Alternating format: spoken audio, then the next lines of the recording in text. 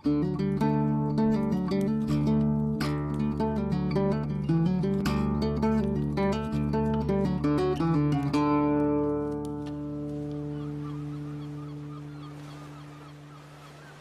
i yn fagu ym Mhenarth, ond symudais i yfennu pan o'n i'n 15 oed, ac wi wedi byw yno ers hynny.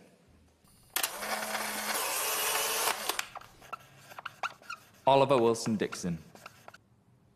Dechreuais i gyda gerddoriaeth Gwyddeleg, ond oedd diddordeb 'da fi ffindo mas beth yw gerddoriaeth Cymreig. Fi wedi sylweddoli bod mae llawer o cerddoriaeth, llawer o lawan hyfryd yn y traddodiad Cymreig. Felly, dechreuais i gyda hynny.